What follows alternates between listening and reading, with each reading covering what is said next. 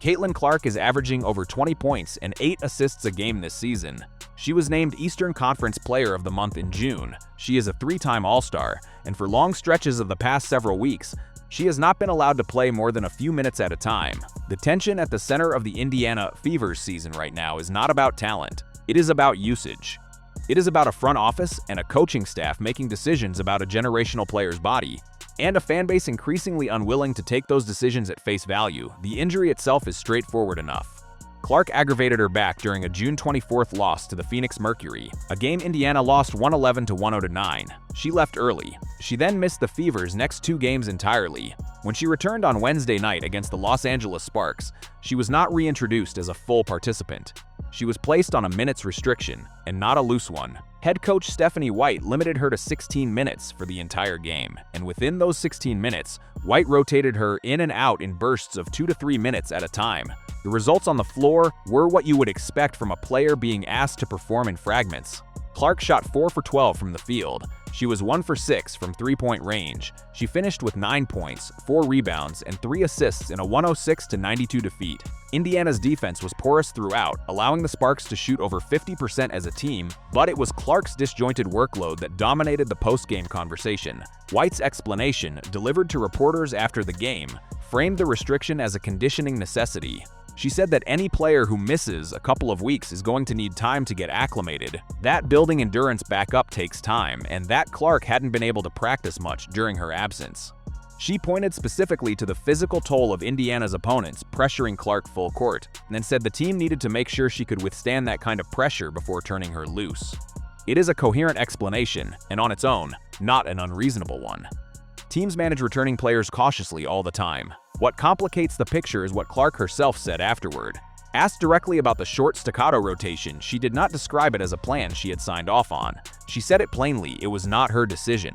She elaborated further, telling reporters it is really hard to play 3 minutes, get subbed out, play 3 more minutes, then sit on the bench, and that finding any kind of offensive rhythm under those conditions is close to impossible.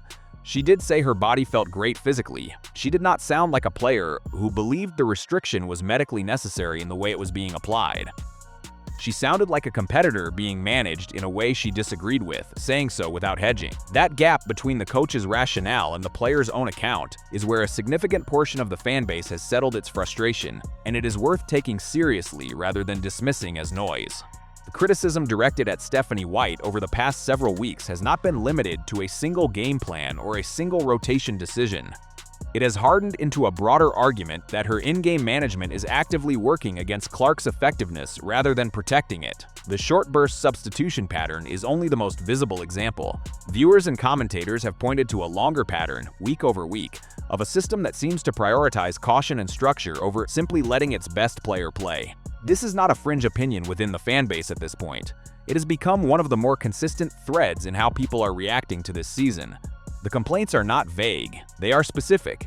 Substitution timing that interrupts scoring runs, offensive sets that do not appear designed around Clark's strengths as a shooter and passer, and a public communication style from the coaching staff that treats the player's own stated frustration as something to be managed rather than addressed directly. When White says building endurance takes time, that is a basketball explanation. When Clark says it was not her decision and that it is really hard to find a rhythm, that is a description of an experience the explanation does not fully account for. Fans have noticed the distance between those two statements, and a lot of them are no longer willing to assume the coaching staff's framing is the complete story. There is a second related current running through fan reaction, and it extends beyond the coaching staff to the infrastructure around Clark herself. A recurring sentiment, voiced repeatedly and with increasing intensity, is that the people managing her career off the court, her agent and her training staff, are not serving her as well as a player of her stature deserves. This is a harder thing to evaluate from the outside than a substitution pattern, because the day-to-day of an athlete's representation and conditioning program is not public in the way a box score is. But the sentiment itself is real and it is widespread, and it tends to surface anytime Clark's body is the subject of a controversial team decision. When a franchise player misses games, gets restricted upon return, and then says, in her own words, that the restriction was not her call, it invites a question about who exactly is supposed to be advocating for her interests in these conversations, and whether that advocacy is happening as forcefully as it should be. The frustration does not stop at the level of individual decisions. There is a broader appetite among a significant portion of the audience for structural change at the league level entirely, not just within the Fever's coaching staff. The argument goes something like this. If a player of Clarke's caliber and commercial significance can be handled this inconsistently, with public explanations that do not match the player's own account, then the problem is not one coach or one front office. It is a governance and management culture across the league that has not caught up to the moment women's basketball is currently in. People are not simply asking for Stephanie White to change her rotations. Some are asking for a wholesale rethinking of how teams, and by extension the league office, handle the health, workload, and public representation of their most important players. It is worth being precise about what is verified here and what is interpretation, because that distinction matters more than usual in a story this emotionally charged. What is verified? The injury date, the 2 missed games, the 16-minute restriction, the shooting numbers, White's quotes, and Clarke's quotes. What is interpretation? And what the fan base is actively debating is whether the conditioning explanation fully accounts for the way the restriction was implemented. Whether the coaching staff's broader tactical approach is undercutting a healthy roster, and whether the infrastructure around Clarke, her representation, her camp, is positioned to push back effectively when something like this happens. None of that is settled.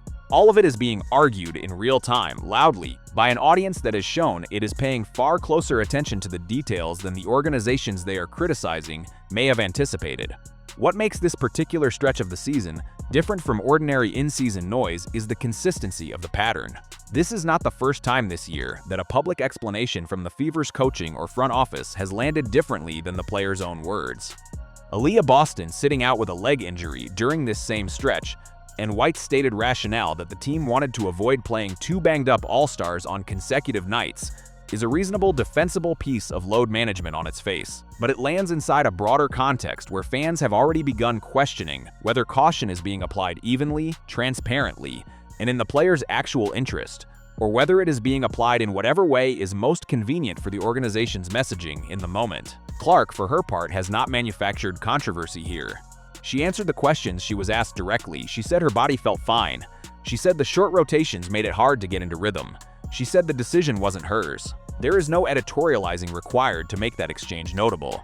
It is notable on its own because it is a rare moment of a franchise player publicly declining to simply validate her coaching staff's framing of a decision that visibly affected her performance. Where this goes from here is genuinely unclear. Stephanie White has not signaled any change in approach, and there is no indication the front office views the criticism as anything other than standard noise around a competitive team working through injury management. Clarke has continued to answer questions honestly rather than diplomatically, which has kept the story alive in a way a more guarded response would not have, and the fan base, for its part, shows no sign of dropping the underlying argument. The gap between what the team says and what the player experiences is a pattern worth watching, not an isolated incident worth ignoring. Whatever the explanation turns out to be over the coming weeks, this much is already established without dispute. Indiana's best player missed time with a back injury. She returned to a minutes restriction she did not choose and did not fully agree with. She said so herself on the record without qualification. And a fan base that has spent this entire season paying unusually close attention to how she is used, coached, and represented is no longer willing to take the official explanation as the last word.